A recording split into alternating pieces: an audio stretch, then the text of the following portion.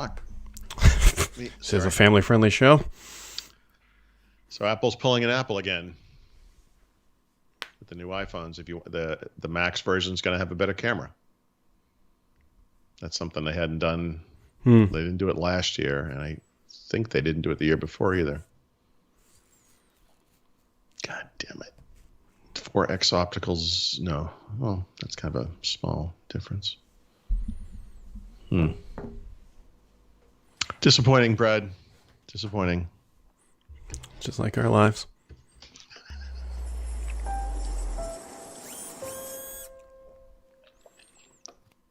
I was going to say On the Road Again, and I was going to start singing that, but then, I don't know.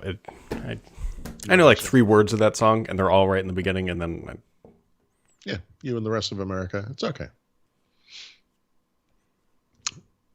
End scene. Oh, bunch of random stuff. PlayStation has gone back on their own word, and they're going to make like all the PS4 games compatible with PS5, like 4,000 of them. You think they were feeling a little heat? Maybe a little bit. You know? I'm guessing. I mean, nothing says Microsoft's strategy was correct. Yeah, Quite like the competitor, imitating it as much as they can. Well, nothing quite says like, hey, this was a completely artificial limitation when we said if we believed in generations, then just saying, you know what? And then like all your games suddenly were. We believe in generations is like a stupid excuse to force people to buy new hardware. That's all that is, Yeah, like a Max hardware maybe. Like an iPhone Max. What were you just saying before we started? Proven strategy. I don't know. What was I just complaining about? Yeah. So I guess the iPhone 12 family has leaked its pricing, all the specs, and the Pro and Pro Max are not. They have the same prices as last year, 128 gigs, but the camera is better. The camera system's better on the Max, which I'd have to really think about it. I don't remember, but if you go back to the iPhone 7 when they had a Plus, that was the one that had the two lenses for the first time, only on the Plus. And it did portrait mode. And then 8, I think they did the same thing on 8, actually. So after that, about 10, they didn't have a Max version of that. So I guess it would have been, actually, I guess it was just last year. So 11 Pro and 11 Pro Max, if I'm not mistaken, were identical, I think. Yeah, I take your word for it. I don't like that. I don't like you need to buy the big one to get all the best features because some people just like smaller screens. I don't understand why they wouldn't have the same features, but just a bigger screen. Yeah, it makes sense to me. Yeah, I know. Well, I know, but what I'm saying is consumer friendly, not Apple friendly. So right. Yeah, because there's clearly better margins on the... Or whoever. The Samsung does the same thing too, right? The big ones always have the best stuff. Not just cameras, it's other stuff. But it's like, guys, come on. Like, it should be the same thing. Did it say anything about the refresh rate on the screen? Does it have a ProMotion display? Because that's... I think that's not happening. It doesn't. This doesn't say. That's unfortunate. There was some... Yeah. So the last thing I saw was it was 60 frames on... Was it 60? 60 is just normal. 60 right? hertz. Yeah. 60 hertz, sorry, on all phones. But this doesn't say that, so I don't know. So Seems like the pros could have... could have like a 90 or 120. Should. They should. I mean, that would make them pro. Like, there's a HomePod Mini, which, according to this delightful translation of a Chinese site, will be priced at 99 knives. 99 knives. Wow. 99. I don't know. Yeah, whatever. I'm about 3 stick knives short of being able to afford that. Yeah, exactly. What butter knives? Do those count? I'm just trying to get enough here. I don't know. Yeah, it looks like this leak was just about the prices, models, and cameras. I mean, you could probably spitball the pricing, though. Like, it doesn't really change all that much. Yeah. I mean, the big change this time is, actually, there are 2 big changes. So there's 5 models, not 3, right? Because before we had the iPhone and then the Pro and the Pro Max, and now we have a Mini, which is going to be the new low-cost one. I think that one was $599. And then the 12 and 12 Max. So there's like a Max now on the normal one, and then the Pro and the Pro Max. Confused? A little bit. Go back in time to about 1998 and remember the grid of 4 things that Steve Jobs put up on a screen and said, these are the 4 things we make. Actually, at the time they only had 3, but they added a 4th, and that 4th was the iBook. But yeah, today that grid would be like 256 cells by 127. Yep. Running out of space in an Excel document, like we're out of columns. That's why they added an ultra-wide camera lens, so they could actually put it up on stage and show it with one shot. You don't have to pan across it like a tennis game. Yeah. How you doing today? Yeah, I was gonna say you feel a little stabby. Yeah. Get that in the camera view. A little stabby, a little twisted once it's in there bleeding. So Microsoft will occasionally do these things. They call them internal events, but I like to call them internal events without PR. Because sometimes they do like an all company hands-on meeting and they blast it everywhere. Mm-hmm. And then those things just leak out like a PR event, but without the PR. And that's where all the information came from yesterday that just suddenly hit. And I was trying to sit on it for like a few minutes, but then, you know, that kind of bites me in the butt that iOS is going to get xCloud. What happens when you don't sit on it, Brad? Does that ever bite you in the butt? Yeah. You know, like, you know, people tend to have, I don't know. There's a great story there that's not suitable for a podcast. Yeah. And my livelihood. And maybe it'll end up in a footnote somewhere in a couple of years. Mm-hmm. But yeah, whatever. God, you totally knocked me off. Sorry. Anyway, so that's where Phil Spencer got up and said, like, look, we're going to bring xCloud to iOS. We're also working on the browser stuff. And it was just, it was all hands on company meeting type things. So I like that solution. And I did not originate this idea. I mean, many people have sort of openly pondered this, but when you think about the problems with the App Store and Apple's policies, blah, blah, blah, you know, the logical answer is we'll make a web app and just bypass them. And, you know, yeah, I mean, obviously, if iOS fully supported PWAs in ways that you could install them to your home screen, which you can see now why they don't do this, that would absolutely, well, that would solve most of it. The big thing about the App Store is that users are conditioned to go there to find apps. And if you know, like say you were Spotify, and you're like, you know what, screw you, we're going to have a web app. It's going to work fine. No one will notice the difference. Probably true. The problem is discoverability because no one would know, you know, to go and do that. They would go to the App Store and they'd be like, you know, where's Spotify? And the thing that would come up would be Apple Music because, you know, Apple. So, yeah, anyway, that's why. But I like the approach. It's smart on Microsoft's part. Yeah. So, I mean, that's what Amazon's doing with their Lunas as well. And so we'll see how long it takes them to get that out. Yeah, I think it won't be this year. No, it won't be this year. They said it very clearly said it was going to be next year. There's also some of the other sort of like oddities, like why isn't there xCloud on PC? Here's my guess as to why. It's not a technical limitation. It already exists. I honestly think it's a marketing thing. Like if they launch this now and then they're launching 2 consoles, they're launching game, I think it's just too much. I agree.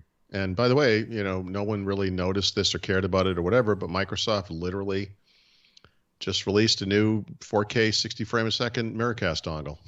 You know, wonder what that's for. That could also be used for xCloud. So yeah, I like doing it in waves. Look, there's so much going on right now anyway. Obviously having it on iOS would have been key, but you know, Android tablets and phones and then consoles, which is kind of goofy, but that's fine. You're launching 2 consoles and now we have news for next year, right? The Xbox thing kind of keeps going. So good. Yeah. And then late yesterday, there was the GameStop announcement, which there's a very interesting and odd line in there. So like GameStop, which is a store here, mostly in the US, is going to be using Dynamics. Like they're just going all Microsoft. They're going the whole stack. They're using Surface hardware in their stores. They're like overhauling it with some money that I was unaware they still had. But there was a really interesting line where they talked about they're bringing Xbox All Access, and they said that this was going to be both a good revenue generating item over the life cycle of the product. Like it almost sounds like GameStop's going to like be making money each time you make your payment on that Xbox All Access, which I think that might be true. And I don't know anything about it, but so here, just so people understand, you know, one of the things that's kind of tough in the relationship with Microsoft and other, you know, console makers has with companies like GameStop is games are going digital, you know, This happened before with all kinds of different markets, you know, videos and so forth. So how do you fix this relationship or how do you keep it going? You know, Microsoft in the well, what's now still the current generation had that all digital version of the S. It's always a warning sign. Sony going forward is going to have one for their Premier flagship or Premier console. Microsoft notably not so much, right? But I think the idea, I'm sorry, that's not true. Anyway, I think the idea here is you got to throw them a bone because things are going digital. And one of the ways you can do that is you can still give them part of the hardware sale and then ongoing revenues through this, so they get some percentage of the all access. And also they're going to be doing Surface stuff, right? Yeah. And Surface is an example of something that's not, that they hadn't historically, it's not their type of business or whatever, but it's a nice, we need a place, Microsoft, the community, to go and see Surface devices because there are no Microsoft stores. And so it's just another avenue, another outlet for that kind of stuff. So yeah. Well, the other interesting thing is too, is you can, I don't know, Sony might be doing something similar, but now you can imagine the GameStop management's gonna be like, hey, we want to really shove out all Xbox All Access consoles because that'll give us $1 a month or whatever, but it's cash flow. I mean, look, the only outcome for GameStop ultimately is they're going to be the place where you go to buy used games. I mean, it's the unfortunate reality of this business, and so this forestalls it. And who knows? I mean, it kind of reminds me of like the Microsoft Partners program when the world went from like Office and on-prem servers to Office 365 and then Microsoft 365, and it's like you're kind of cutting these guys out. Like what can they do that to replace what they used to do? And in that case, what they can do is they can value add, and they can do the support stuff locally, and they can basically resell it and take a little chunk of the purchase. And Microsoft's applying that to video games. It's kind of interesting. Yeah, it kind of is. So we'll see how that shakes out. I don't know when that transition is going to occur, but I mean, it's not like a financial transaction. So I'm assuming that the contracts have been signed and then the process is starting. So. Yeah. When was the last time you were inside a GameStop? Not to be a jerk about it, but I can't even tell you the last time I think I bought a physical game. I'm trying to remember. Right.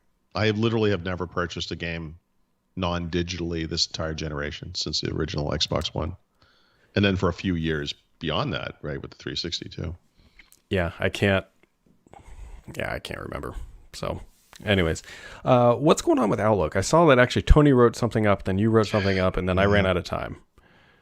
Right. So thanks to Tony, because I never even saw that these sessions existed, but there are a couple of sessions from Ignite that talk about something called One Outlook. And look, whatever your opinions are about which Outlook clients are good or bad, because based on the comments, they're all over the map. That's fine. But Microsoft has approximately 127 different versions of Outlook. They're all based on different code bases. You have different features. They all look different. So they're working. You'll be amused to discover the program or the initiative inside Microsoft is called One Outlook. It doesn't mean what it sounds like. It's not literally one Outlook code base. They can't really do that. And they're not going to completely replace Outlook for Windows or Mail Calendar for Windows 10 or whatever and make a new Outlook mobile client, which they should do, frankly. But whatever. What they're doing instead is trying to, at different levels, the architecture on the back end, and then the UX on the front end, and then a few service stuff in the middle, is try to make these things as much like each other as possible. And a lot of the new stuff they're doing from a UX perspective is based on React and other web technologies. So in the context of Outlook for Windows, unfortunately, what that means is you might have a pane in there where it's showing a view of here's everyone in your organization and what their openness is for scheduling and meetings and so forth, and you can pick a meeting where everyone's free.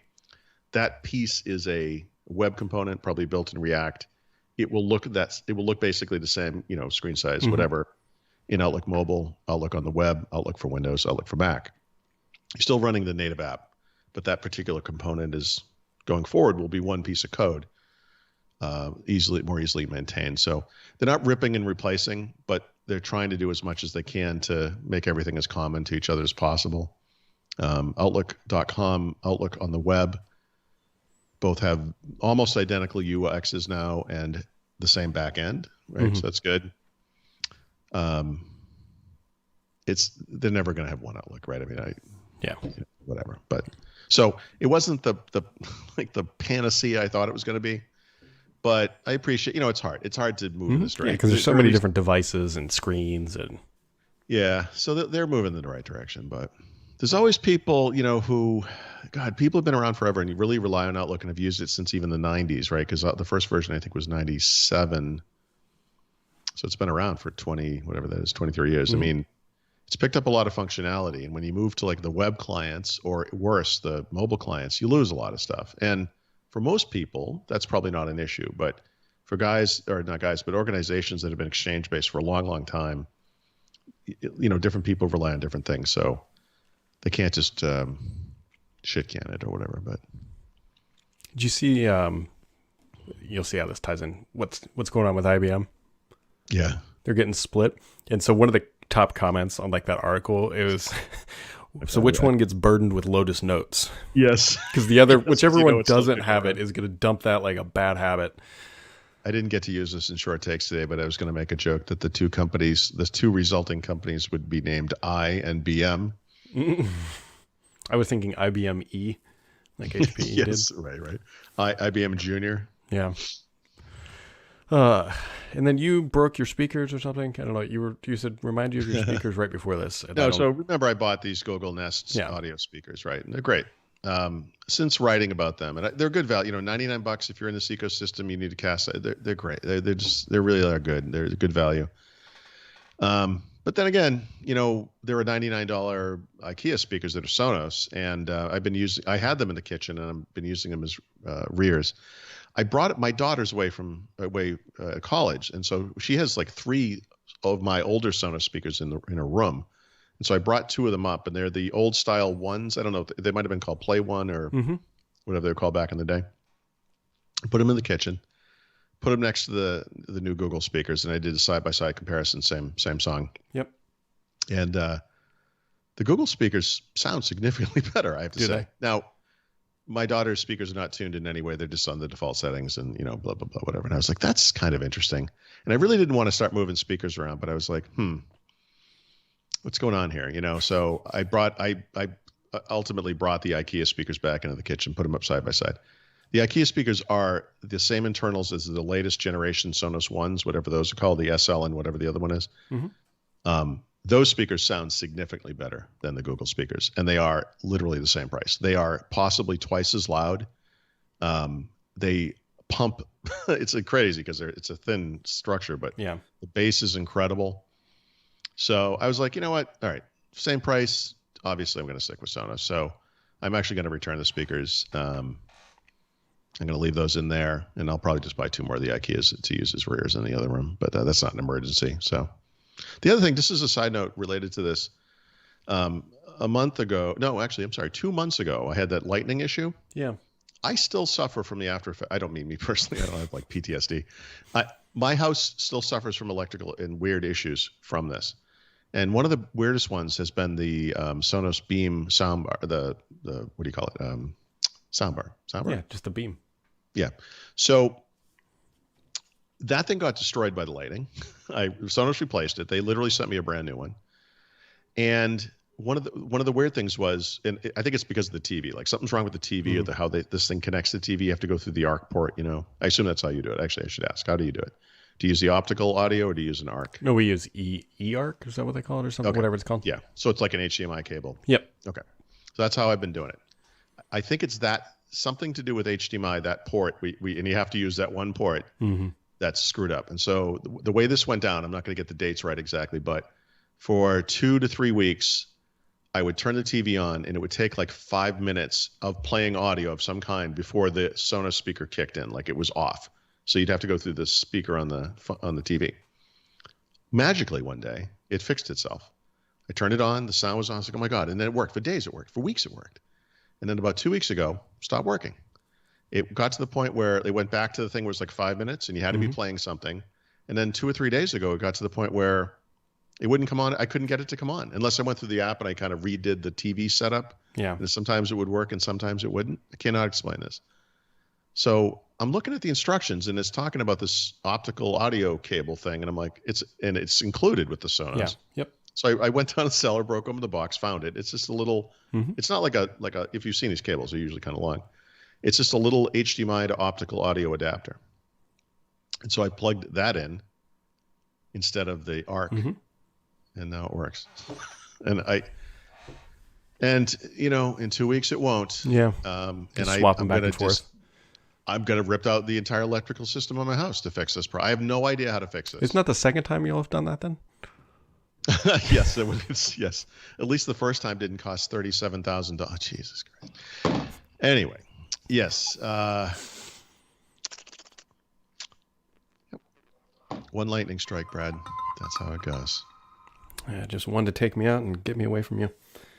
It's like the perfect game in Caddyshack, where the guy celebrating on the golf course and he gets struck by lightning after his perfect game. Have you seen this movie? I have. You should. Oh, okay. Yeah. It's enjoyable. It's a classic. It is. All right. Later. Bye.